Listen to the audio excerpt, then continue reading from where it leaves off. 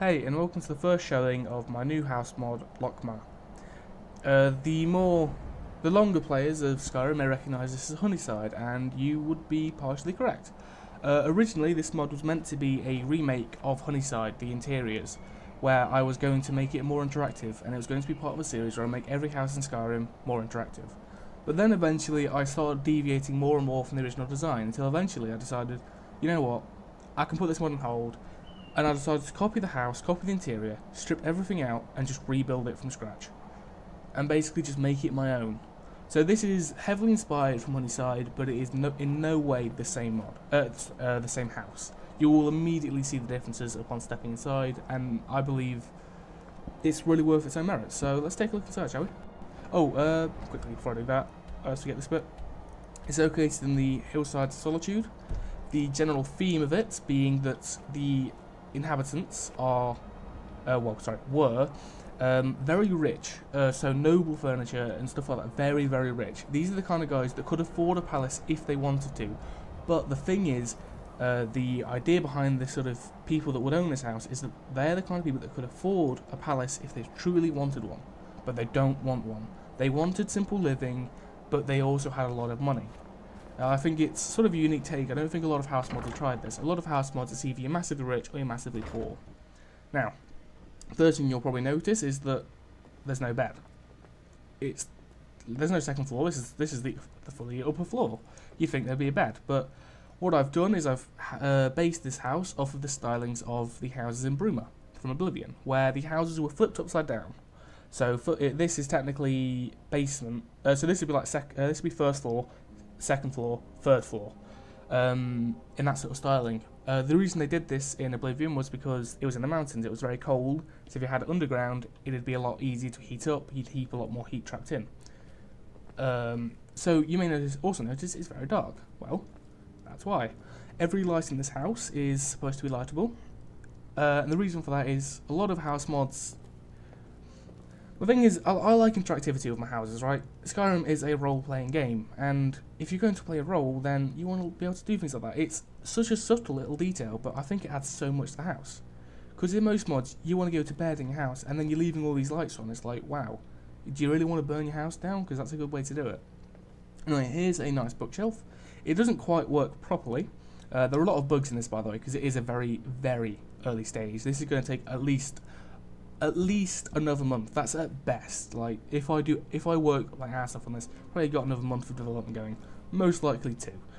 Anyway, so this bookshelf doesn't quite work properly. If I put a book in it, it works, it shows, and then if I activate the bookshelf and take it out from the inventory, it works perfectly. But if I take a book from the shelf itself, like a physical book from it, so I pick up, so I press E on the book, read it, and take it, it will not remove itself from the inventory, which is an issue I need to figure out. I followed the tutorials to a T that said how to fix that, but it didn't seem to work, so I'm going to retry it. Just probably going to scrap that and redo it. So yeah, a big theme of this house is interactivity.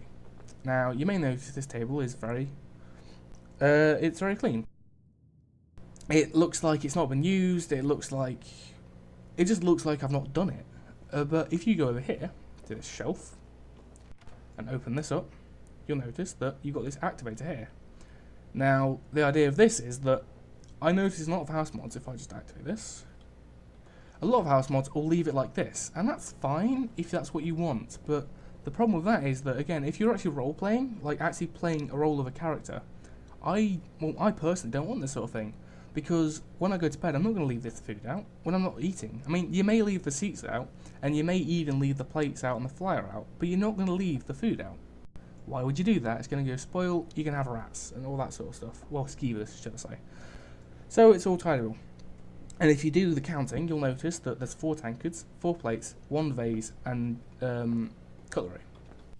And if I do this, you'll notice 4 plates, 4 tankards, 1 flour, cutlery. The cutlery does not add up, and that's because I didn't make that model. That is a model from a resource pack. Because I don't do game modelling, I only do engineering modelling, which is it's 2 complete different things. So I'm going to be learning how to do more video game based modelling soon, so in future versions of this, maybe in the next few years if I ever decide to remake it, that'll be, or not, I guess it's not a bug, that'll be done manually so it adds up. But I quite like this feature because again, it just adds that little bit of detail where you can pack things away. Yeah, it just adds that little bit of extra detail. So moving on from the upstairs floor, I'm going to turn this light off because I can. If I go downstairs, you'll see it's got a bar here. It's very dark. Turn this on. Now this light needs to be changed because it doesn't light very much stuff up. I've noticed it myself and it kind of irritates me. So I'm going to be changing that. Although I suppose it doesn't make sense because it's casual, so I'm going to be adding more lights. You'll see the Firebrand wine, which again shows the richness of this family. So that's a very expensive wine. Not wine, it's a whiskey. No, it is wine. Never mind. Got all the silver goblets and stuff. You can see it's very sort of, it's... So, of course, because I said the people that own this are rich enough to afford a palette if they wanted to. But again, they keep it modest because they're living in Skyrim and they want the authenticity of Skyrim. The idea is they've lived their life as rich people. They want to just relax a bit. So they've got some of the amenities like Firebrand wine. But the actual styling of the house is very sort of, I guess, upper class. This isn't sort of a noble's house. It's more of an upper class house with noble stuff inside it. So if we move on to the bedroom, you'll see it's very basic at the minute. I have not done with it yet. If I turn this torch on, this candle on should I say, you'll see that it's got all this stuff. Now this cabinet is empty. This is going to be a display case, a display case of sorts where there are going to be collectibles in the house. I'm not going to tell you what, but just know there'll be collectibles, and as you collect them, they will show up on this display case. But I may even have it so that in a mod configuration menu or something similar for the special edition version of the mod, I will possibly make this into a bookshelf or just a normal rack or stuff like that.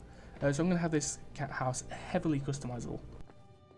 This table here, I'm going to have it so that when it's decorated, there's going to be like a little activator somewhere tucked in the corner that you can press, and it'll give you a menu of things. So you can have it like a mage layout, an alchemist layout, just so it's got different decorations that would fit your character. So I don't like it when mods give you one thing and that's it. I mean, I suppose it makes sense if you're looking for a mod that's like a mage tower. You're not going to have warrior decorations, it's a mage tower. But I've noticed a lot of houses similar to this one, or not similar, but in the same sort of stylings where it's just a generic house, have made it so that it's like got warrior decorations everywhere. It's like, well, it's a generic house, anyone could live here. So that's one thing I want to avoid. And you may notice the chair's tucked in. It's like, okay, how am I to use it? Well, if you activate it, it brings it out, and it's a fully functional chair. And then when you're done, you put it away. And one little feature I like about this, and I can't really take credit for this because this is a modder's resource, but it's something that I went out of my way to add rather than just being lazy, is that each one of these drawers is in an individual container. So if I put an ingot in there, you see that one's full, and then I look down and go to this one, it's separate. If I go over to this one is also separate. If I put in Black Ramid, see this one has corundum, this one is empty, and this one has the ingot in, and then this one is again individual. So if I put erasers, so these are all separate. That's one feature I very much like about my house so far. And you may be thinking, well, that's a very small house. Well, yes, you're right. I wanted to keep it small. Oh, I forgot to show you this. In here, there's going to be some more decoration, but right now, well, you'll see why there's not much decoration in a moment, because the next bit I have to show you is another feature that I really wanted to add to this house, because a lot of houses in Oblivion always had this feature I'm going to show you, that where it was secrets, just general secrets. Almost every single house in Oblivion had a secret. Not the vanilla houses, but almost every modded house. It was like a very big thing in the Oblivion housing, and I used to love it. I used to love just downloading a house mod and finding all the secrets. It was beautiful. It was amazing. It's one of the main reasons I love Crown of the Tower Reborn. Moving on, this house is very small. You may be wondering, this thing looks out of place. Well, that's because you'd be right, it is out of place, because I haven't actually made a proper activator yet. You may be thinking, well, what's the point of this? Oh, this is a thing I just like because it's decoration, but it also gives me the option to do this. And then you go through and you go, okay, this is interesting. And then you go and bring it all back. See, there's a few glitches like that. Sometimes it works flawlessly and the dragon bone arrows will fade in properly. Sometimes it glitches out and doesn't do it properly. It's a bit temperamental, but I think it's one of those small things you can overlook. I'll try and work on it, but I can't promise that I can fix it. So anyway, I was going to say, you may notice there's no lighting here. Well, why would you have lighting here? It's not a place you go to. You even knew what's down here. Ah, this is pretty cool. So we light the torches. Let's run over here. Boom. And here we are. Got everything we could possibly need. Again, these drawers are completely independent of each other. So I put help and keep key in there. See, they're separate. Completely different drawers. Which is, again, a nice little feature.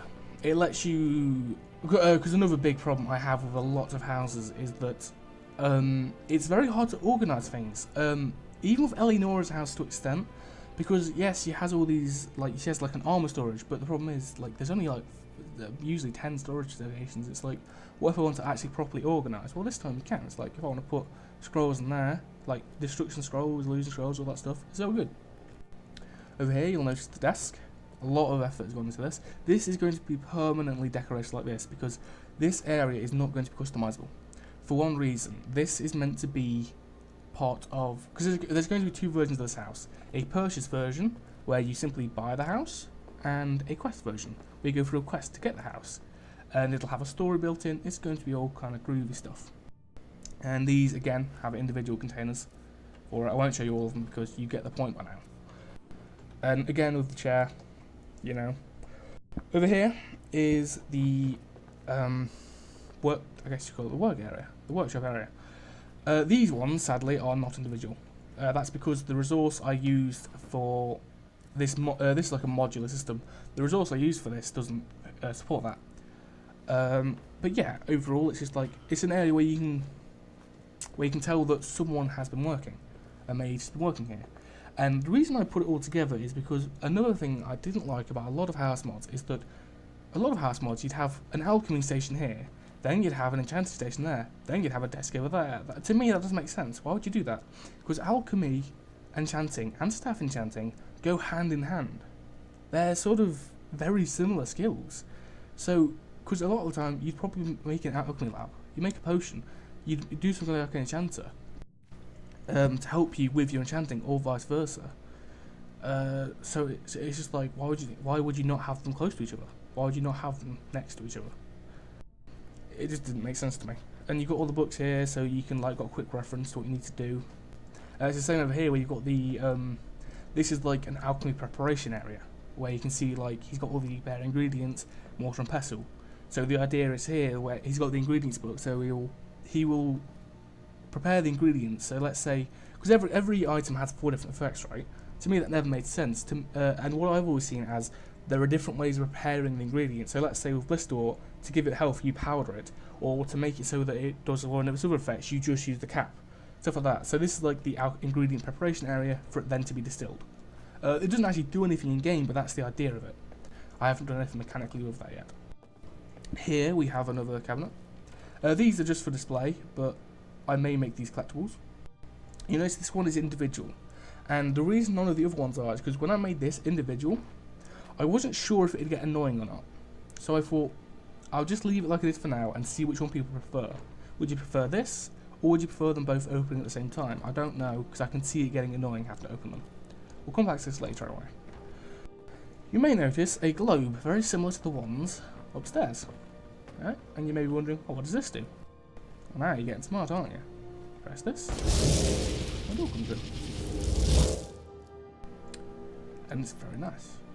Again, you'll see, it sometimes glitches out where the door appears before the effect. That does happen sometimes. It's a glitch I'm trying to fix, but I'm not really having much luck with it in a minute. Also, these have a timer on them, so you can't spam them. Because originally, you could just spam them, and it was ridiculous. It broke a lot of things. But yeah, it works for the most part. So then we go through there. Now, as this is loading, I just want to preface this saying this is completely 100% unfinished. This area, I literally only started working on this area a couple of days ago, and I've only spent maybe 10 minutes, 5 minutes doing this area. I spent maybe 5 minutes on this area so far.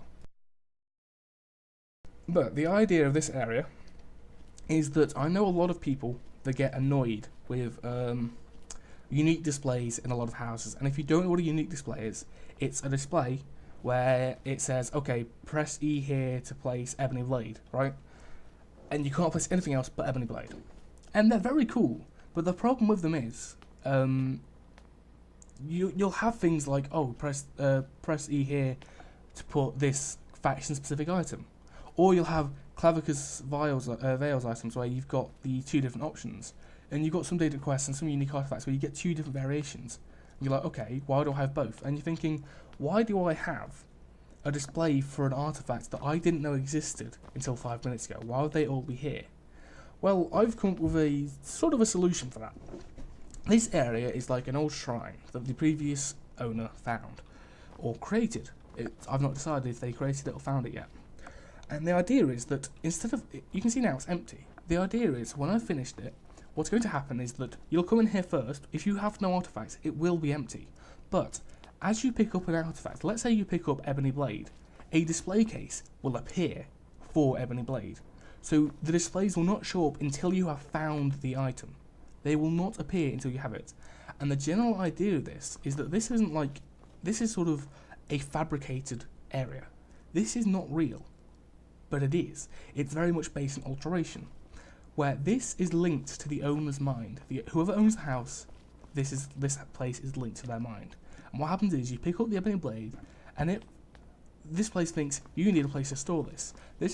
And so any item that would be too powerful to store in the house, right? The idea is it notices any items you pick up that will be too powerful to keep out in the open. So it creates a place for you to store it here. And that is the idea. This place is bent to your will. You pick up an Ebony Blade, you think, I need somewhere to store this. So this place creates a place for you to store it. That's the general idea. But yeah, as I said, this is nowhere near finished. This is just, all this is the architecture done. And I may even change that. Now the next area is a place that I am very, very happy with. Oh, my sensitivity's gone out. This place I am very happy with. So put that door away. This place I love. Then you go into this one. You'll see it says Vault. I'm going to change that because this used to be where the unique displays would be. Well, I've changed that recently. Now, the more keen-eyed among you will have noticed what this is immediately. I won't need explanation. I'm going to replace all these with the no sound variations because I've noticed the sound gets very annoying. It overlaps. But the keen-eye among you will notice what this is without even needing an explanation. But for those of you that may not have caught on or may not have noticed, you'll notice these are this is the portal from the Paragon platform of the Dawnguard DLC, along with the Archways. The idea of this is, you'll notice, a shield. Now, some players may not play enough Skyrim to know this, but that is the Shield of Solitude. Now these aren't linked up yet, they don't do anything, but I'm sure now that you know that's the Shield of Solitude, you can guess that this portal leads you to Solitude. It won't lead you to a shrine, because I don't like that. It will literally just dump you in the middle of Solitude, hidden away. So it will dump you in like a bush or someone. There won't be a way to get back. This is a one-way portal. Because if you had a way back, this is the thing I don't like about some mods where they had teleports. If you added a way back, right, you're suggesting that in these massive towns, no one would find the magical stone that takes you back. I don't like that. So this is one way. This just makes you appear, and there's no way of getting back. You have to walk back. That's just the rules. So each one of these places will lead to different places. So that's that one I believe is Dawnstar, if I'm not mistaken. Yeah, Dawnstar. Yep, I always get Dawnstar and Morphal confused. This one is Falkreath. This one is Morphal, I think. Yes, Morphal. This one is Markarth. This one is Riften, Whiterun, is it Windhelm or?